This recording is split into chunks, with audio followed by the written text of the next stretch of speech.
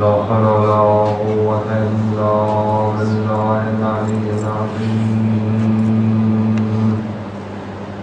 حسبنا الله ونعم الوكيل، نعم المولى ونعم النصير. أعوذ بالله من الشيطان الرجيم. بسم الله الرحمن الرحيم. الحمد لله رب العالمين، والعاقبة للمتقين، والجنة للمطيعين، والنار للعاصين.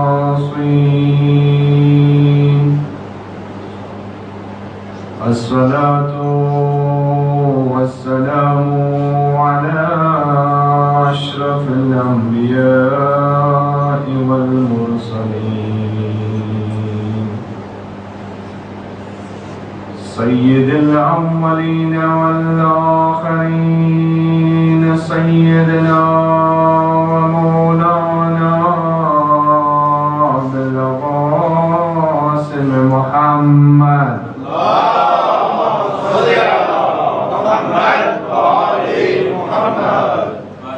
صلى الله عليه وآله الطيبين الطاهرين المعصومين المظلومين المنتجبين،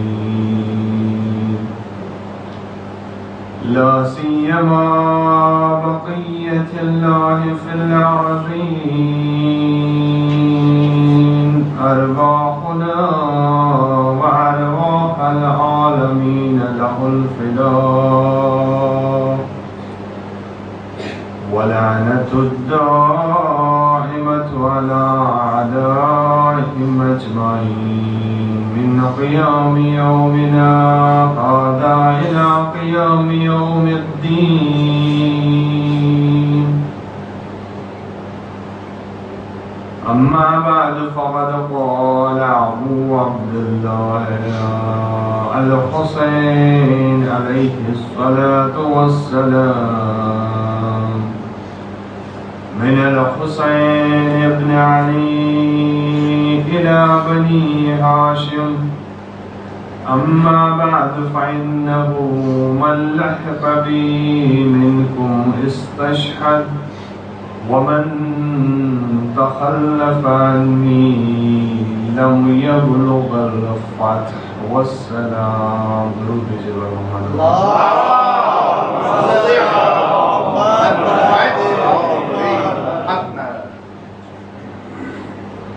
معزز حاضرین کرام، عزاداران حسینی، برادران و خواہران کرام، السلام علیکم ورحمۃ اللہ وبرکاتہ۔ ایک مرتبہ پھر ہم صاحب اعزاز کی خدمت میں حضرت امام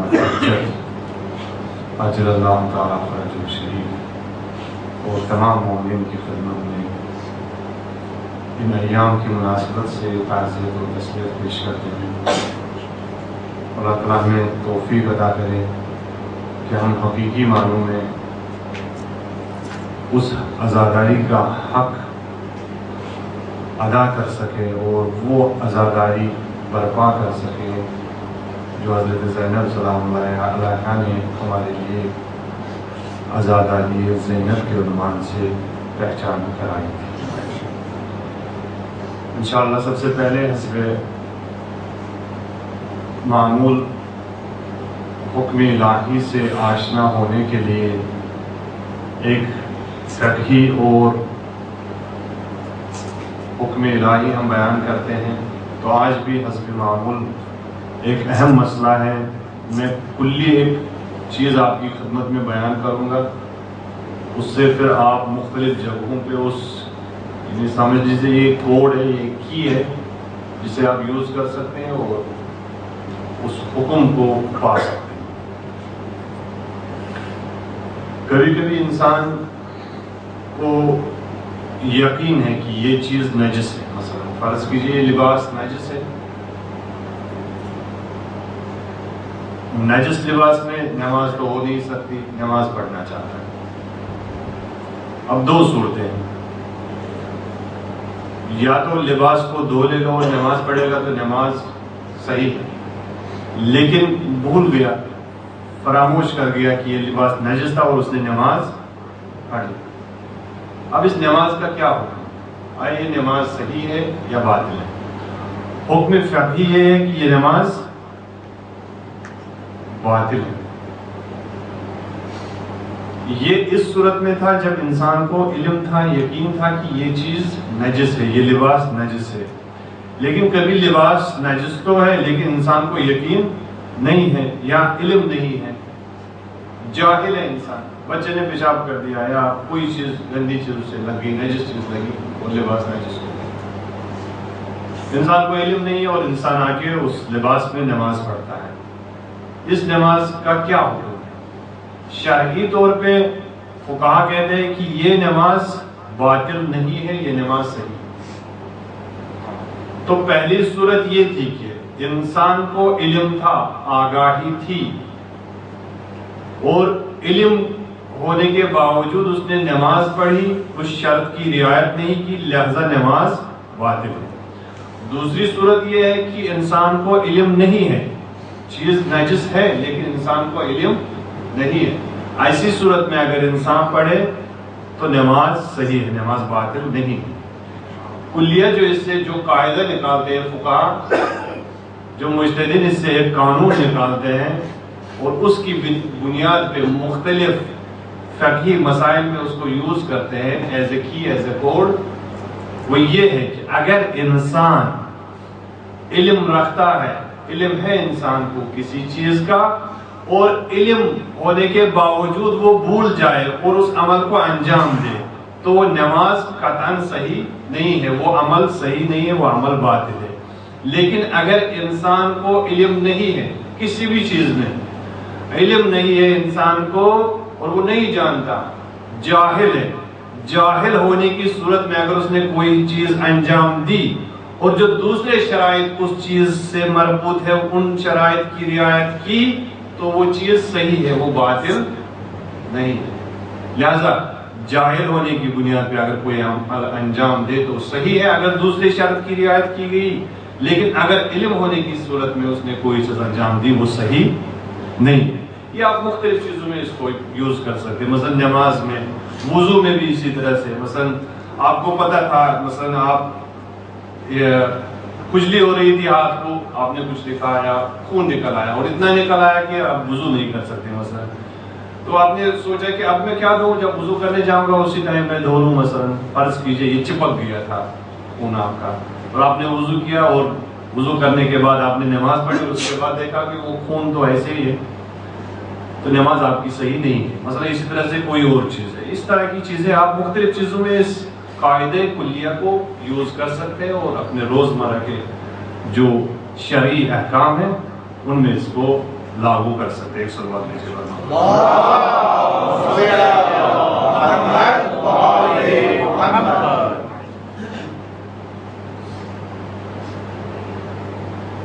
خدا نے قانون حجت بھیجا، قانون حجت اس لیے کہ انسان کو اس راستے تک لے آئے اور ان گمراہیوں سے نکالے جن گمراہیوں کی وجہ سے انسان نظام الہی سے دور ہوتا ہے۔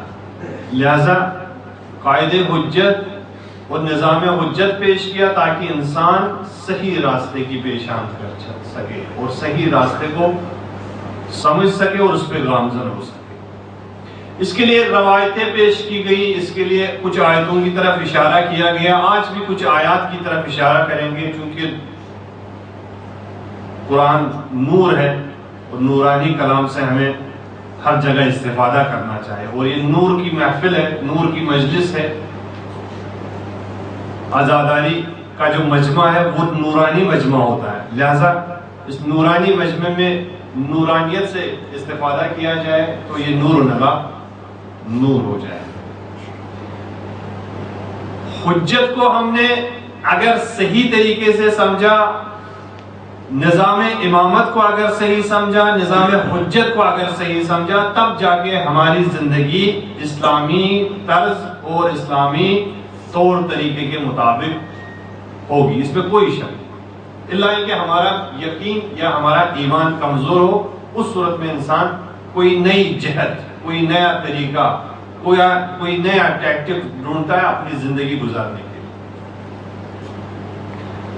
لہذا کافی زور دیا قرآن نے، کافی نبی اکرم نے بارہا سمجھانے کی کوشش کی انسان کو کہ نظام امامت کیا ہے۔ بالکل جب آغاز رسالت ہوا، آغاز رسالت سے ہی یہی کوشش رہی نبی اکرم صلی اللہ علیہ وآلہ وسلم کی،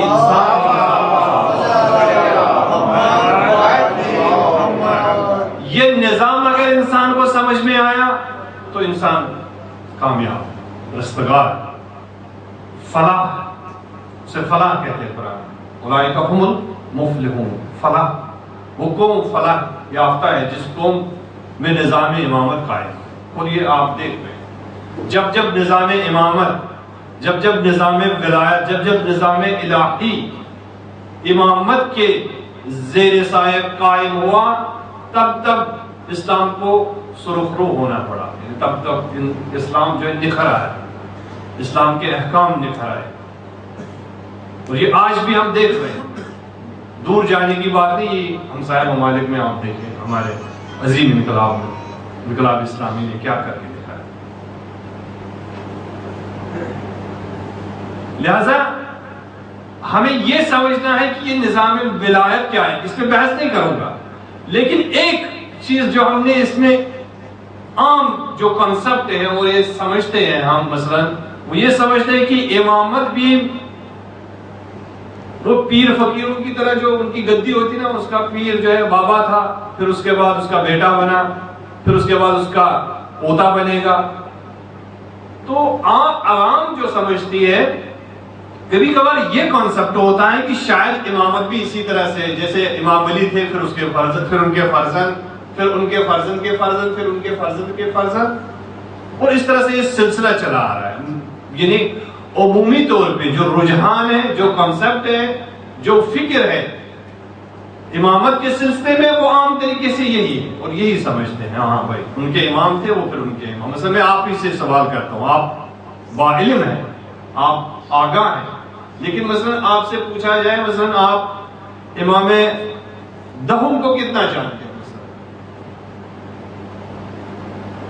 امام علی علیہ السلام، چلے مان لیجئے تمام جنگیں ہمیں پتہ ہے، خطبہ کہتے ہیں، ممبروں پہ گفتگو ہوتی ہے، امام حسین علیہ السلام کے بارے میں پتہ ہے، امام حسن مجتبیٰ کی زندگی کے بارے میں صلح حسن ہی صحیح وہی پتہ ہے، لیکن اس کے بعد کا سلسلہ جو امامت کا ہے وہ کس حد تک ہم سمجھتے ہیں؟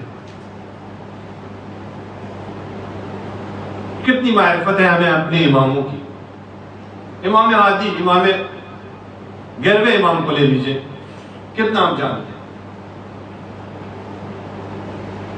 کتنا انہوں نے رول ادا کیا اپنے دور میں اس نظام امامت کو سمجھانے میں، اس نظام امامت کو لاگو کرنے میں، نافذ کرنے میں، یہ ہمیں پتا ہے کتنا ہم جانتے ہیں۔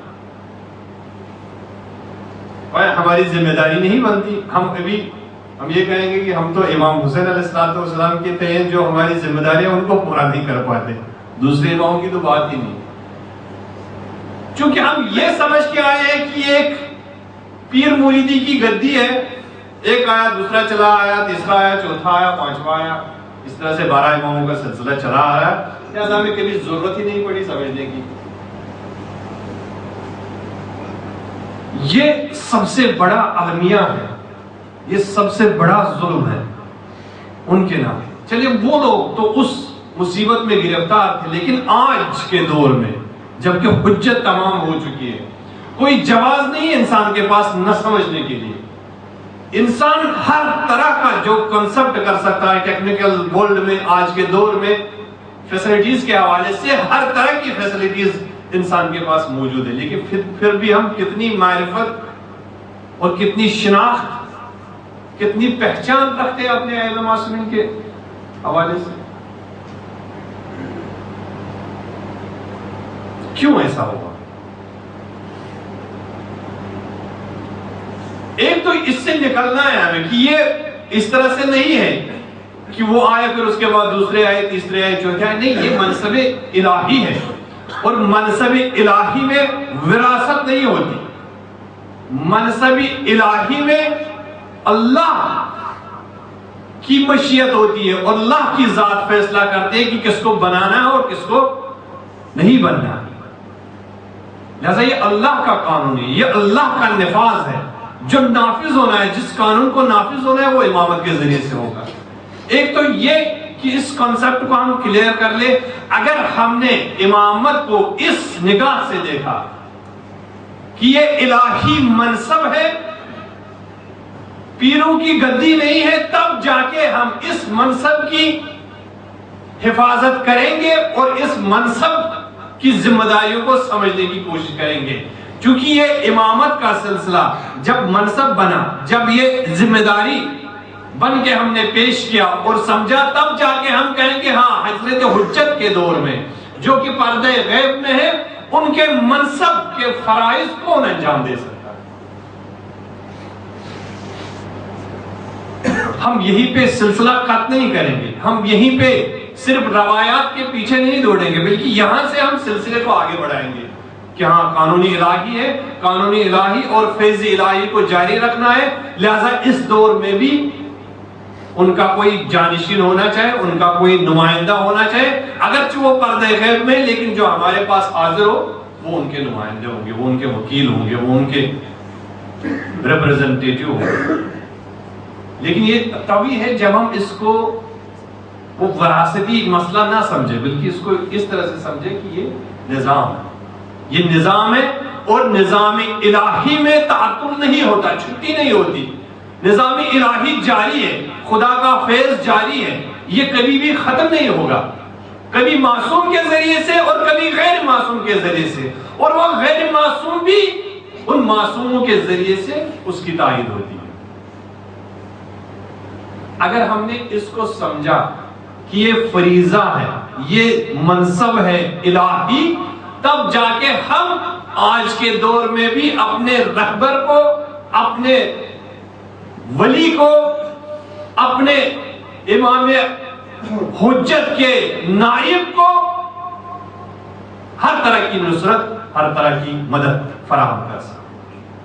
اگر نہیں سمجھا تو ہزاروں ہم سے کہا جائے چلیے اس کی نصرت کرنی ہے، امام کا نائب ہے، امام کا نمائندہ ہے، کچھ بھی نہیں، کیونکہ ہم نے اصلی چیز کو نہیں سمجھا۔ لہذا ضرورت ہے اس نظام کو سمجھنے کی کہ یہ نظام منصب ولایت ہے۔ اگر نظام امامت کو منصب الہی سمجھا، تب جا کے ہمارے پاس جتنے بھی جواز ہوں گے وہ سب کے سب ٹوٹ جائیں گے۔ جو باطل جواز ہم نے بنائے، تب وہ جواز جن کو ہم خود بناتے ہیں، جو طرز زندگی ہم خود اپناتے ہیں، وہ خود کو ٹوٹ جائیں گے۔ حضرت ابراہیم علیہ نبینا علیہ السلام درود بھیجے پر محمد۔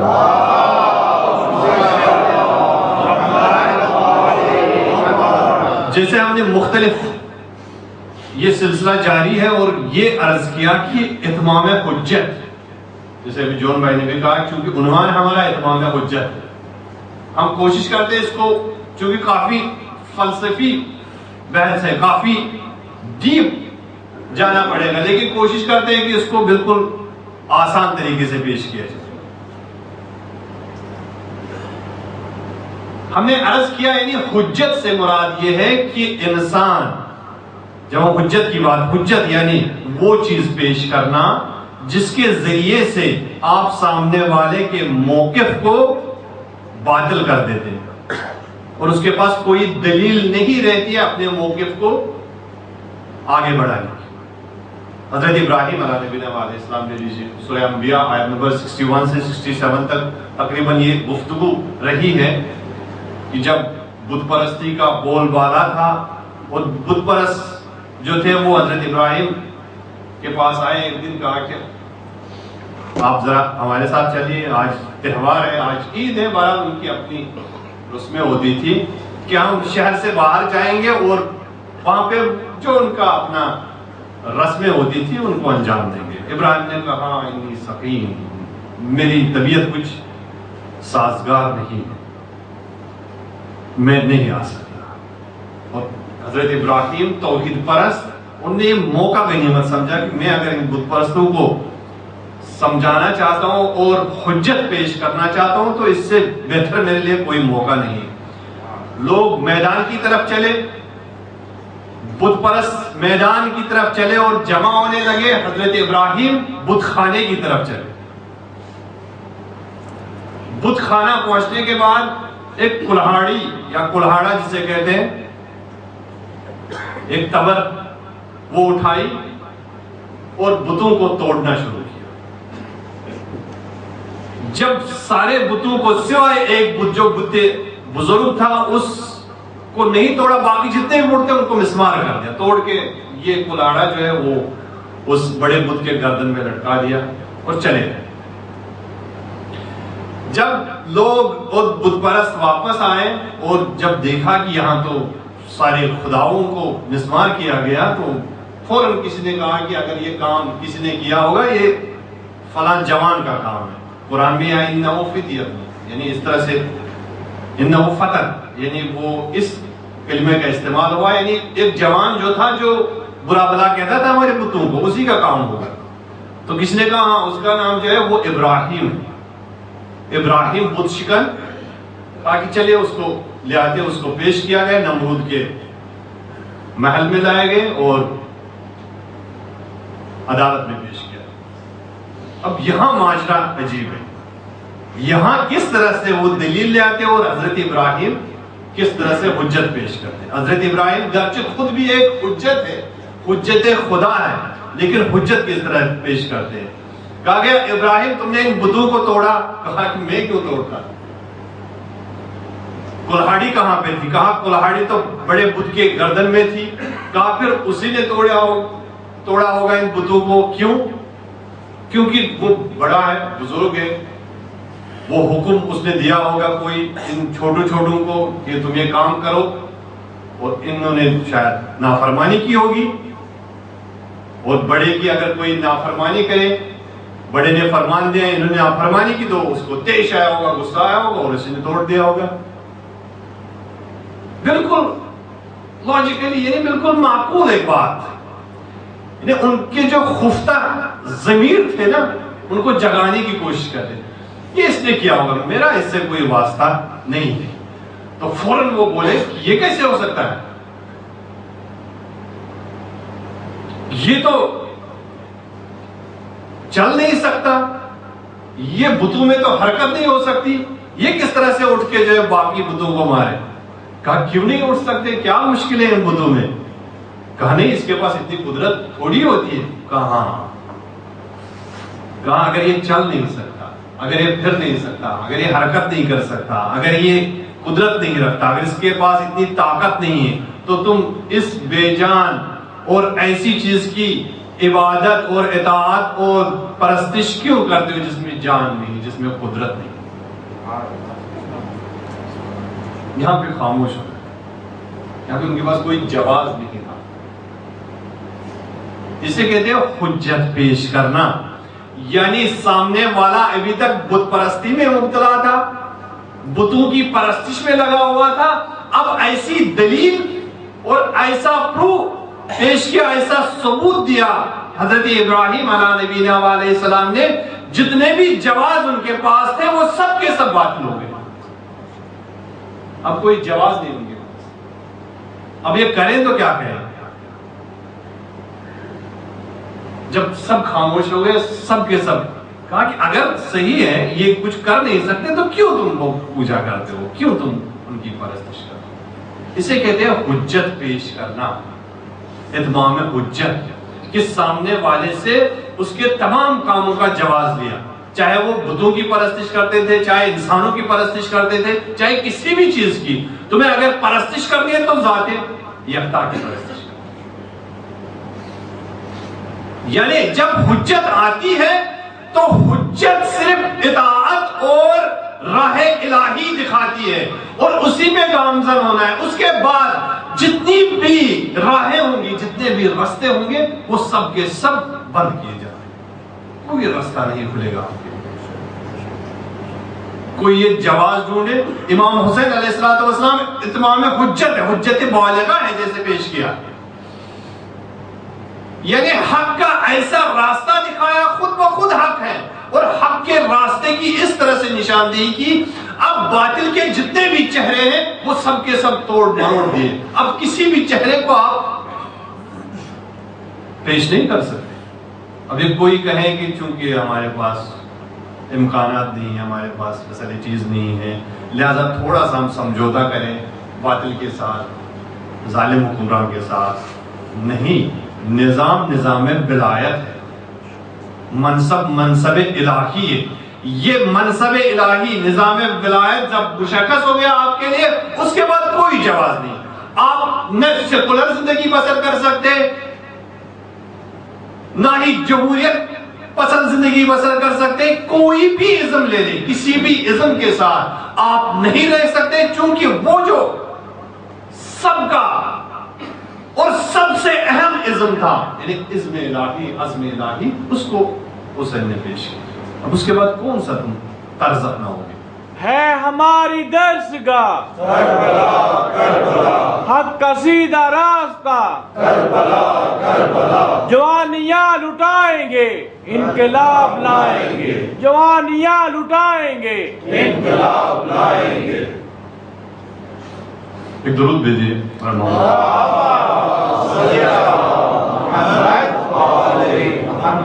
لہذا اس امر کو ہمیں سمجھنا ہوگا. اگر یہ چیز ہمارے ذہن میں آ گئی، ہمارے قلوب میں بس گئی، تب جا کے ہم کسی بھی صورت میں کسی بھی ظالم کے ساتھ کمپرومائز نہیں کر سکتے. یہ جو رہبر معظم انقلاب ابھی جو مذاکرات ہوئے تھے اور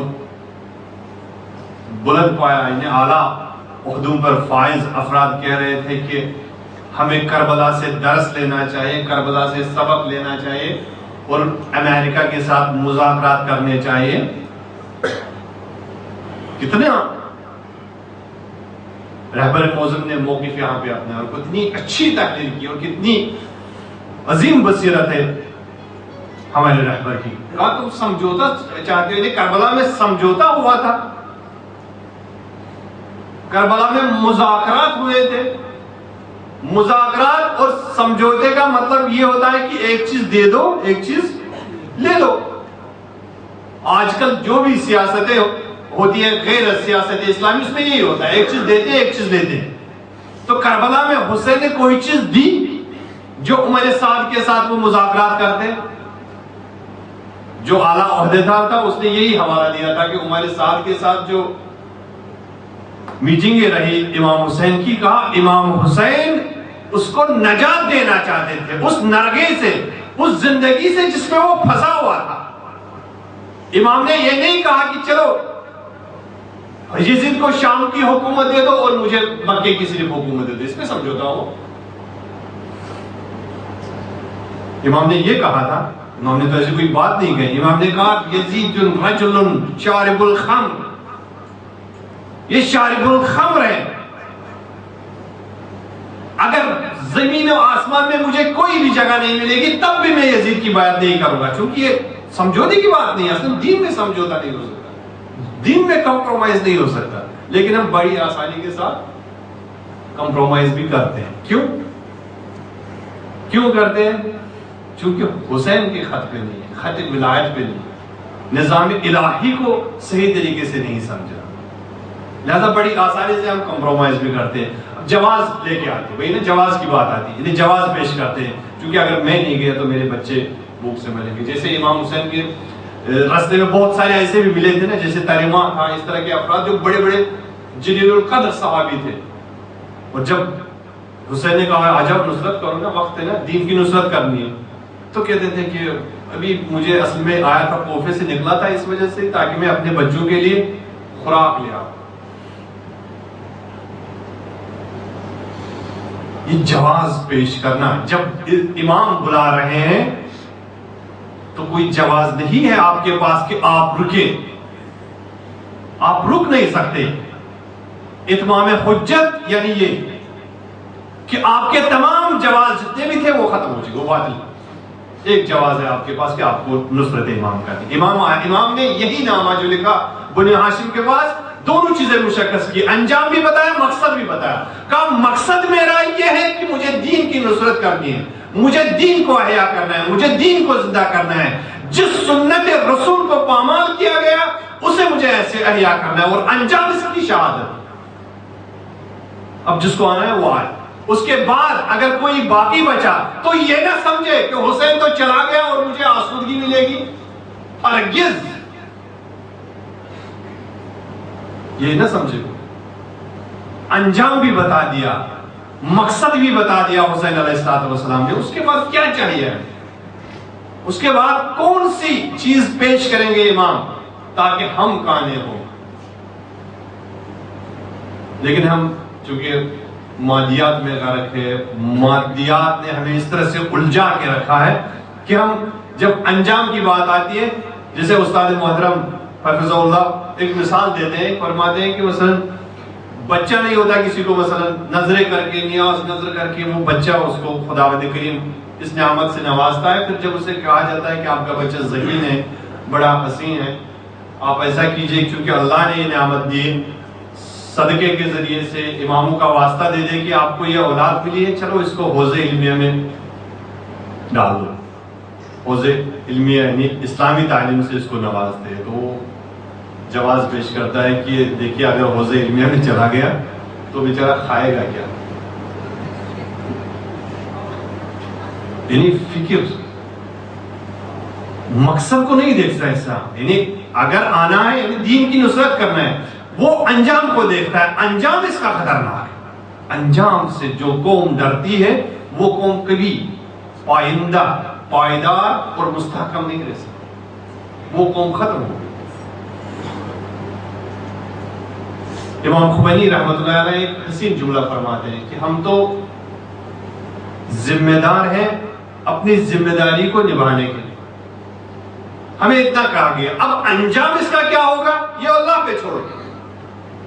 ہمیں اتنی ذمہ داری ہم کو دی گئی ہے کہ ہم اس کو انجام دیں, لیکن اس کا انجام کیا ہوگا, انتہا کیا ہوگا, اس کو اللہ پہ چھوڑ دو. جب تم نے اللہ کے لیے کام شروع کیا تو اللہ اس کو انجام تک پہنچائے گا. لہذا یہ ضروری ہے کہ ہم اس چیز کو سمجھیں. دیکھیں کربلا میں بہت سارے ایسے نمونے ہمیں ملیں گے. مشرکین کیا کرتے تھے, قرآن کہتا ہے, قرآن نے تین طرح کے طرز تفکر پیش کیے. مشرکانہ, مشرک کیا کرتے تھے, مشرک کہتے تھے کہ جب ہم کسی کی فکر سمجھیں گے نا تو اس کی شخصیت کا ہمیں اندازہ ہوتا ہے, اس کی فکر سے, اس کی سوچ سے, اس کے کہنے سے, بولنے سے. کہتے ہیں کہ ایک شخص سے کہا گیا تھا کہ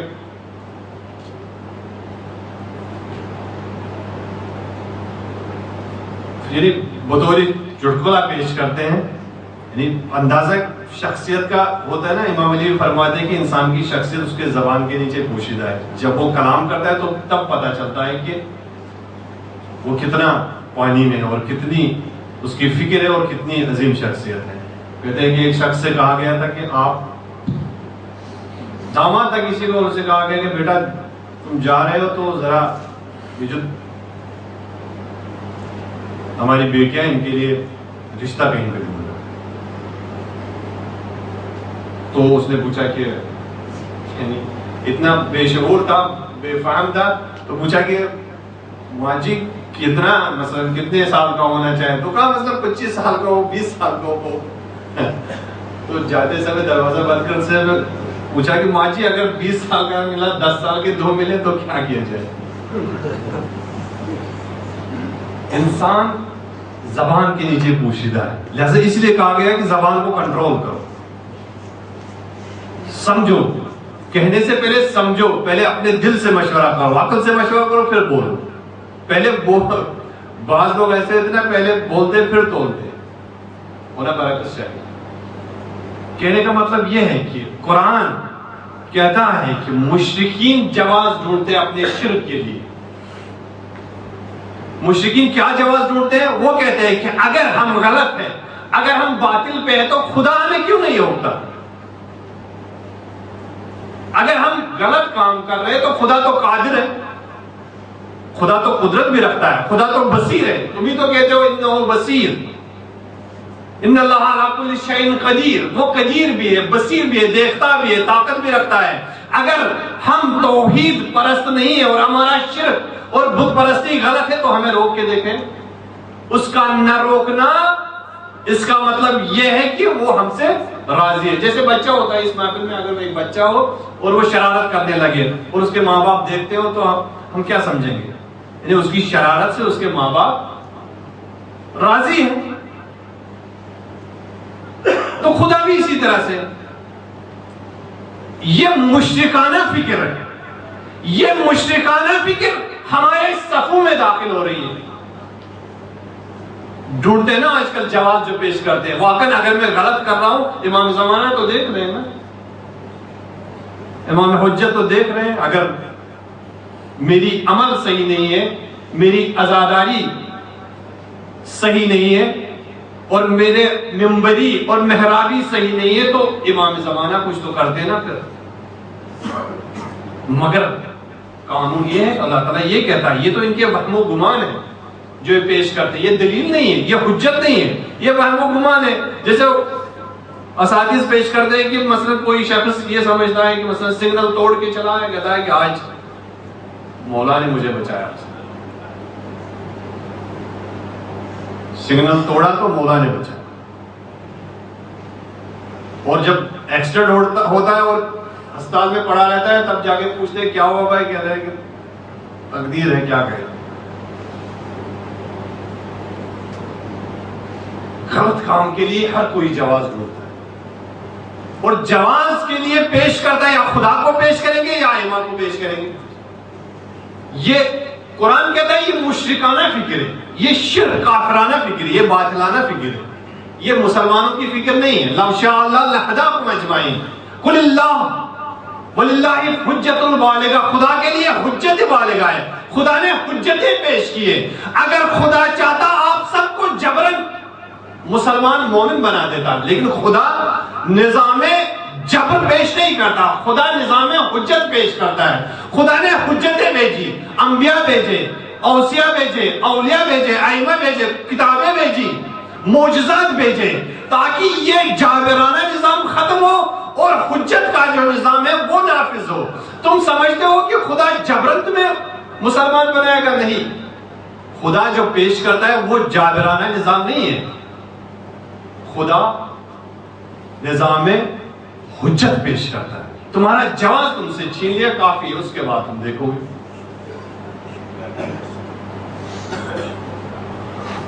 ہمارے استاد فرماتے تھے کہ جب انقلاب اسلامی کے دوران جب شاہ کے خلاف امام خمینی علیہ الرحمہ نے تحریک آغاز کیا، تحریک کا، اس تحریک کے ساتھ ساتھ یہ آپ جان لیں صرف جو مذہبی تھے وہ شاہ کے خلاف نہیں تھے، بلکہ ایک دھڑا تھا کمیونسٹوں کا، کیونکہ اس ٹائم شوروی نظام تھا سوویت یونین کا اور رشیا میں کمیونسٹ نظام تھا، تو کمیونسٹ افراد بھی چاہتے تھے کہ شہنشاہی حکومت نہ ہو، وہ بھی چاہتے تھے کمیونسٹ حکومت آئے۔ یہاں دوسرے طرف امام چاہتے تھے کہ شہنشاہی نظام ختم ہو اور نظام ولایت آئے۔ تو کہتے ہیں کہ یہ بڑا یعنی کافی ٹرین کرتے تھے لڑکوں کو، یہ جو کمیونسٹ ہوتے تھے، کمیونسٹوں میں سے ایک لے جاتے تھے افراد کو، ایران سے اٹھا کے رشیا پہنچاتے تھے اور وہاں پہ ان کی ٹریننگ کی جاتی تھی۔ یہ کمیونسٹ سے مطلب یہ ہے کہ ان کو سمجھایا جاتا ہے کمیونسٹ یعنی جو بالکل دین سے انکار کرتا ہے، یعنی کلی طور میں یہاں پہ ڈیفینیشن میں نہیں چلا جاؤں گا، یعنی جو دین کو نہیں مانتے، دین کو افیون سمجھتے تھے، دین جو ہے خواب آور ہے، دین انسان کو سلا دیتا ہے۔ یہ مان لیجیے کہ وہ دین نہیں مانتے تھے، دین سے بیزار تھے۔ کہا کہ ایک اچھے افراد کو سلیکٹ کیا، 10-20 افراد کو، ان کو لے گئے رشیا۔ رشیا جب ان کو پہنچا دیا، 1 مہینے کا کورس تھا، کمپلیٹلی کورس ان لوگوں کو دیکھنا تھا۔ زبردستی ان کو بٹھایا، 12 بعض افراد کہ کہا ہم نہیں آنا چاہتے تھے، اب جب بٹھا دیا تو بیچاروں نے شروع کیا پڑھنا۔ جب دورہ ختم ہو گیا، یہ کمپلیٹ ایک دورہ دیکھنے کے بعد ان سے کہا گیا کہ یہ لو آپ لوگوں کی سرٹیفکیٹ یہ ہے، اور آج تم لوگوں کا یہ علمی جو دورہ تھا علمی جو ورکشاپ تھا، آج یہ ورکشاپ کمپلیٹ ہو گئی اور آپ لوگ ٹرین ہو گئے، آج سے تم لوگوں کی چھٹی. بس یہ کہنا تھا. ایک نے کہا صلوات بر محمد و آل محمد.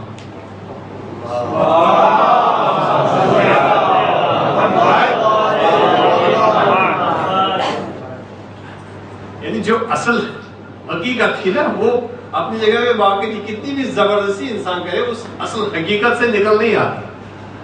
انہیں جابرانہ اور زور زبردستی اگر کرنی ہوتی تو خدا خود ہی کرتا، ضرورت نہیں تھی ہمیں کرنے کی. لیکن خدا کا نظام جابرانہ نہیں ہے، نظام حجت پسند ہے. حجتیں بھیجی تاکہ یہ انسان رشد کرے، انسان کو اپنے لیے بنایا تاکہ رشد کرے. حجتیں بھیجی ایک ایک کر کے. میں دیکھوں کہ یہ انسان کیا کرے گا.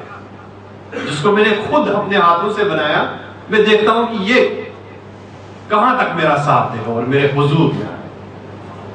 لہذا حجت جو ہے یہ کرتے ہیں. اگر امام حسین معجزات دکھاتے، نبی اکرم معجزات دکھاتے، معجزات کے ذریعے سے پوری کائنات کو الٹا پلٹا کر دیتے، لیکن نہیں ہوا ایسا.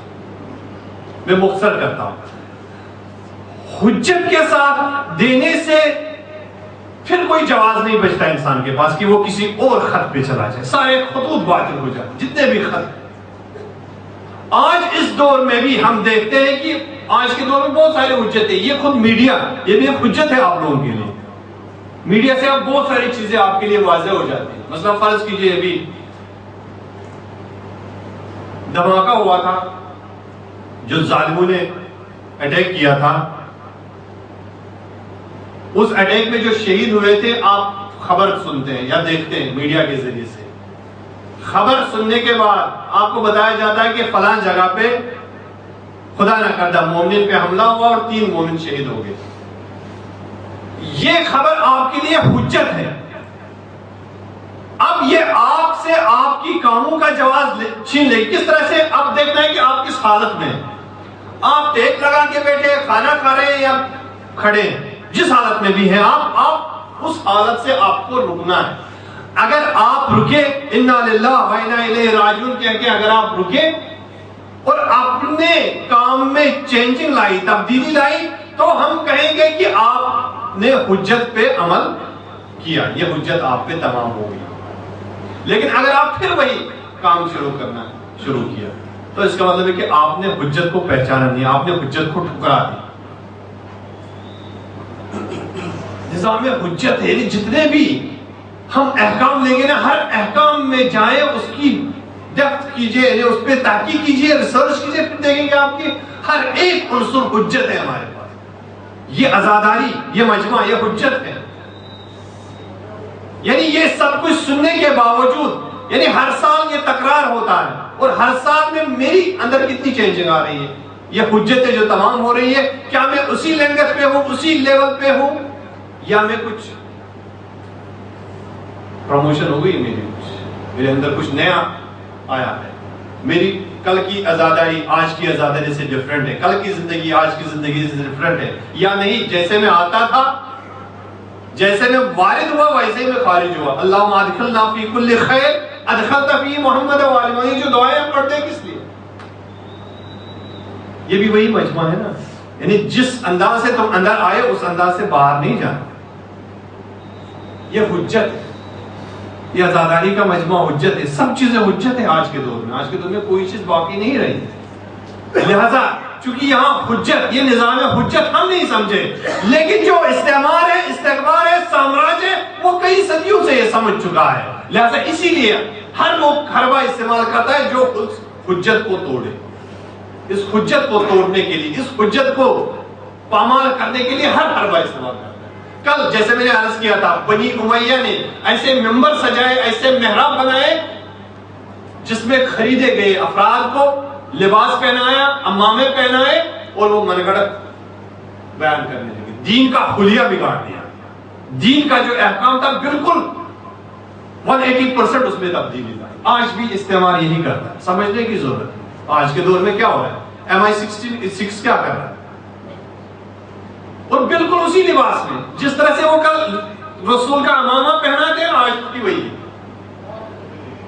لندن سے جو تشیع پیش کیا جاتا ہے، لندن سے جس کربلا کی تفسیر کی جاتی ہے، لندن سے جس اسلام کو پروڈیوس کیا جاتا ہے، کیسی چینل اس کے ذریعے سے؟ دیکھیں نام کتنے معتبر ہیں، کتنے مقدس ہیں. اہل بیت ٹی وی، امام حسین ٹی وی 1، امام حسین چینل 2، امام حسین چینل 3، سلام ٹی وی، بقی ٹی وی، فدق ٹی وی. یعنی ایسی چیزیں، یعنی جب فدق کا نام آتا ہے انسان کا دل لرزتا ہے، جب بقی کا نام آتا ہے انسان کا دل جلتا ہے، جب اہل بیت کا نام آتا ہے انسان اپنا سب کچھ قربان کرنے کے لیے تیار ہوتا ہے. ایسے ایسے نام چنے، لیکن ان ناموں کے پیچھے ایسے ایسے امامے لگائے، لیکن ان اماموں کے پیچھے جو فکر پہنچائی جاتی ہے وہ اسلام ناب کی نہیں. یہ کلیئر ہو گیا. آج دنیا جو ہے نا دو قطبوں میں تقسیم ہو چکی ہے.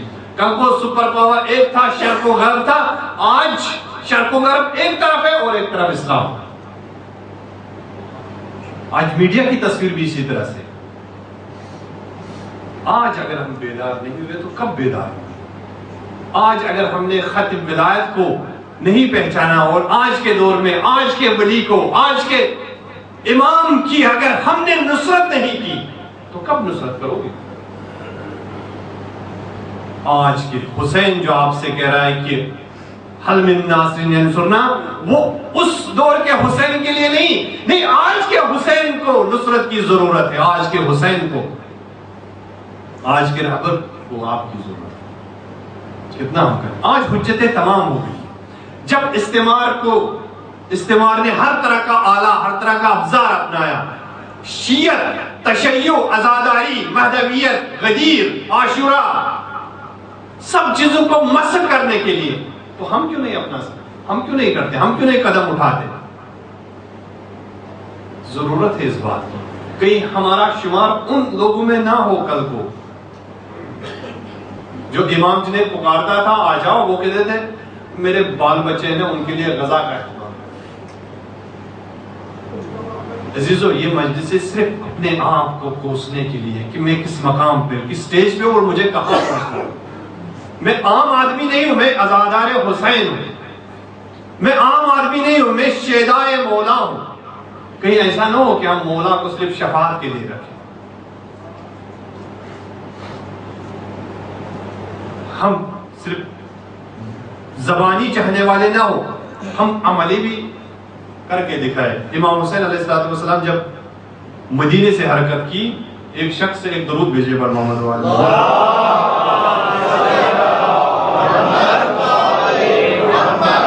عبداللہ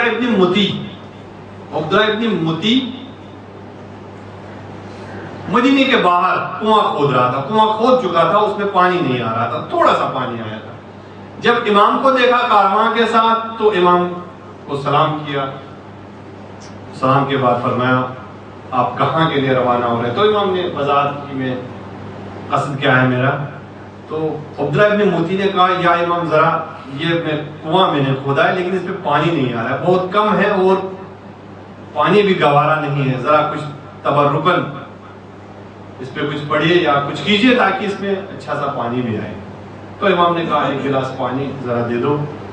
امام نے پانی کا گلاس لیا اور مزمزہ کیا، کلی کی، اور پھر اس چاہ میں یہ پانی ڈال دیا. اور پھر دوسرا جب اس سے وہ دلو نکالا، پانی دوبارہ نکالا. اب پانی بھی جوش میں آ رہا تھا اور پانی میٹھا بھی.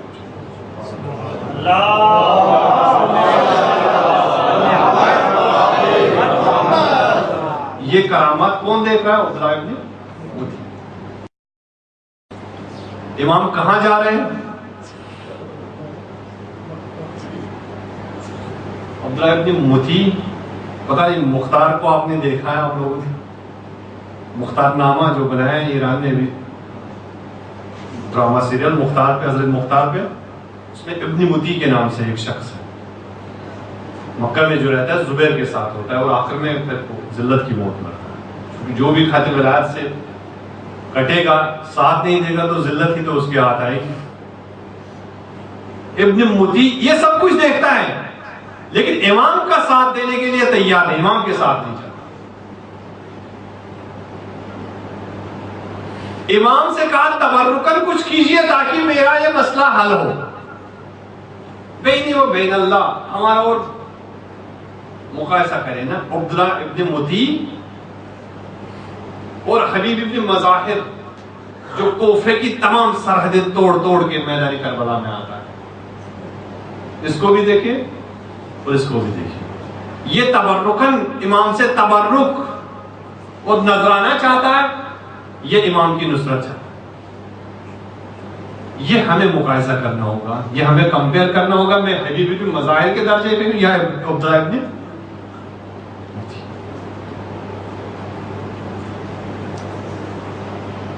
حسین علیہ السلام اس لیے آئے تاکہ دوبارہ کوئی یزید سر نہ اٹھائے، دوبارہ استعمار اور استقبال اور سامراجیت اپنا پنجہ نہ گاڑے. تمام جواز ختم کیے حسین علیہ السلام نے تاکہ آپ آئے، کوئی دوسرا عبداللہ ابن موتی، کوئی ایسا فرد جس نے کربلا کا خط چھوڑا اور دوبارہ پیدا نہ ہو. وہ تو خط، یہ ایک مکتب ہے، اس مکتب کو ہمیں چلانا ہے. ایسا نہ ہو کہ ہم بھی عبداللہ ابن موتی کی طرح آئے اور نذرانے کے طور پہ یا امام تبرک مجھے چاہے، وہ طور تبرک پیش. اس سے بڑا ظلم کیا ہوگا؟ ہم پھر کہتے ہیں اس کو لعنت بھیجتے ہیں، اس پہ کہتے اس نے ساتھ نہیں دیا، لعنت ہو اس پہ جس نے قتل کیا حسین کو، لعنت ہو اس پہ جس نے ساتھ دیا، لعنت ہو اس پہ جس نے سنا اور سننے کے بعد خاموش بیٹھا رہا. کیا لعنت نہیں ہے جب فلاں ملک میں فلاں جگہ پہ عزاداران حسین پہ حملہ ہو رہا اور میں بیٹھ کے چپ چپ کے سن کے ٹی وی چینل پہ دیکھتا ہوں اور کوئی حرکت نہیں میرے اندر آتی؟ کیا میں لعنت کا مستحق نہیں ہوں؟ اس چیز کو دیکھنا ہے کہ میں کہاں پہ. اگر میں خط حسین پہ ہوں، اگر میں نے حسین علیہ السلام کو حجت بالغہ سمجھا ہے تو میں کبھی آرام سے نہیں بیٹھ سکتا. حسین کا نام ہے یعنی چلنا، یعنی حرکت میں آنا، نہیں کہ گھروں میں بیٹھنا. گھروں میں بیٹھنے والے حسین کے شیدائی نہیں ہوتے. جو حسین کا ساتھی ہوتا ہے وہ ہمیشہ میدان عمل میں ہوتا ہے، وہ کبھی گھر میں نہیں ہوتا. اس طرح سے بہت ساری شخصیت ہمیں مکے میں ملیں گی.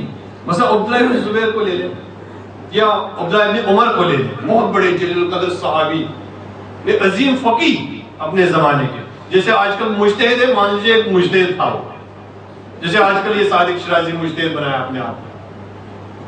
MI6 کے جو مجتہد ہے نا، جیسے رہبر معظم نے کہا ایک تشیع وہ ہے جو اسلام حقیقی ہے اور ایک تشیع وہ ہے جو MI6 پیش کرتا ہے، جو یہود و ہنود پیش کرتے ہیں لندن کے ٹی وی چینلوں سے جو آتا ہے، اور وہ تشیع نہیں.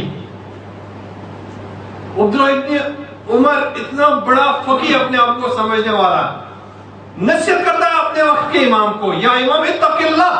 امام سے جو الفاظ ہے عبداللہ ابن عمر کے وہ یہ ہے، اتق اللہ یا ابن رسول اللہ، اے فرزند رسول خدا سے ڈرو، خدا کا خوف کرو، یزید کے خلاف قیام مت کرو. یہ الفاظ ہے اتق اللہ. تقوی کی تفسیر دیکھو، شیخ مدنی کہتا ہے کہ دو طرح کے تقوی ہے، ایک وہ تقوی جو نیگیٹو ہے، ایک پازیٹو تقوی. یہ نیگیٹو تقوی کی بات کر رہا ہے. اپنے آپ کو فقیہ سمجھ، چونکہ وقت میں گنجائش نہیں، میں یہیں پہ اختتام کرتا ہوں اس کو. انشاءاللہ اس کو کل آگے بڑھائیں گے، لیکن ضرورت ہے کہ میں کہاں پہ ہوں. اسی طرح کیا ایک شخص تھا جو کربلا کے میدان میں نہیں بلکہ کربلا سے پہلے ہی امام کا ہم رزم تو نہیں تھا. نہیں، امام کے اس دربار میں، اس مجلس میں کافی گنجائش ہے، مکتب میں کافی گنجائش ہے، چونکہ بشریت کے لیے خون جو دیا حسین نے وہ بشریت کی فلاح کے لیے دیا، لہذا کافی گنجائش ہے. جب بھی چاہو تو امام کا دروازہ کھلا ہے، لیکن ہاتھ ہمارے آلودہ نہ ہو. قافلہ حسین کا جا رہا ہے، میدان کوفہ کی جانب حرکت ہے، مکے سے روانہ ہوا ہے. اس قافلے کے سائیڈ میں ایک اور قافلہ ہے، جہاں حسین کا خیمہ لگتا ہے وہاں اس شخص کا خیمہ، اس قافلے کا خیمہ اٹھتا ہے. اور جہاں وہ شخص خیمہ لگاتا ہے کوشش یہ کرتا ہے کہ یہ خیمہ حسین کے خیمے سے نہ ہٹے. ہم بھی جواز ڈھونڈتے ہیں نا کبھی کبھی، حسین کے دربار سے بہت دور رہنا چاہتے ہیں. کہتے ہیں کہ نہیں چھوڑو، اب کون جائے گا دربار میں، کون جائے گا مجلس میں، اب گھر میں ہی آج سنتے ہیں۔ وہ بولے استاد کہ ہمارے پاس بچے ہیں، بچوں کی دیکھ ریکھ کرنی ہے، چلو بیوی چلی گئی، اماں چلی گئی، اب میں بچوں کو لے کے گھر میں رہوں۔ وہ بولے استاد محترم کیا حسین بچوں کو لے کے نہیں آئے تھے، تم گھر میں بچوں کی دیکھ ریکھ کرو۔ کہتے ہیں یہ قافلہ چلا اور ایک ایسا وقت آیا، ایک ایسی جگہ پہ یہ دونوں قافلے آپس میں ٹکرائے۔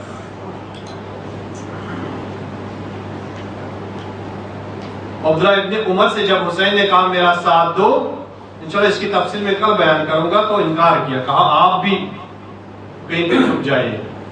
تو یہ شخص بھی چاہتا تھا کہ میرا بھی سامنا نہ ہو حسین علیہ السلام سے، لیکن حسین چاہتے ہیں کہ نہیں، جہاں تک ہو سکے میں ان کو گمراہی سے نکالوں۔ جی ہاں، یہ زہیر ابن کین کا قافلہ تھا، زہیر ابن کین کا، حجت خدا کا قافلہ ایک طرف ہے، زہیر کا قافلہ ایک طرف ہے، خط بدلنا چاہتا ہے، لیکن حسین نے ایک جگہ اپنا سفیر بھیجا، کہا ذرا اس دیکھو یہ قافلہ کس کا، مولا یہ زہیر ابن قین کا قافلہ، ہاں زہیر ابن قین جو ہماری فکر کا نہیں ہے، جو ہمارے عقیدے پہ نہیں ہے، لیکن پھر بھی جاؤ میرے سفیر، تم جا کے زہیر کو میرا پیغام دو۔ ایک دفعہ یہ سفیر جاتا ہے خیمہ زہیر میں، اور جب دیکھتا ہے اس یعنی روایت کے الفاظ یہ ہیں، جب سفیر حسین نے پیغام حسین پہنچایا تو اس طرح سے تھا، زبیر کی حالت یہ تھی، وہ کھانا کھا رہا تھا، اس کا منہ کھلا کا کھلا رہ گیا، نہیں چاہتا تھا ٹکرانا۔ اب یہاں پہ زہیر سوچ رہا ہے کہ میں کیا کروں۔ زہیر کی جو اہلیہ تھی وہ محترمہ کافی دیندار، وہ جانتی تھی، خاندان اہل بیت سے بھی آشنا تھی، اور زہیر کو بھی جانتی تھی، بڑی مومنہ شخص تھی، خاتون ہو تو ایسی ہو۔ جب دیکھا کہ زہیر نے کوئی عکس العمل نہیں دیا تو فوراً آئی اور کہا کہ زہیر کیا ہوا، تم تو سرداروں کے سردار ہو، تمہارے قبیلہ یہ ہے، اور یہ کون تھا جو ہے، کہا یہ سبط رسول کا سفیر تھا۔ تو کہا آپ بیٹھے ہو، سبط رسول اپنا سفیر بھیجے اور تم جواب نہ دو، یہ مردانگی ہے، یہ مردانہ پن ہے، یہ تو زنانہ پن ہے، آپ تو سردار ہو، آپ تو قبیلے کی ڈارس ہو، آپ تو قبیلے کی عزت ہو، اگر تم جواب نہیں دو گے تو کون جائے گا۔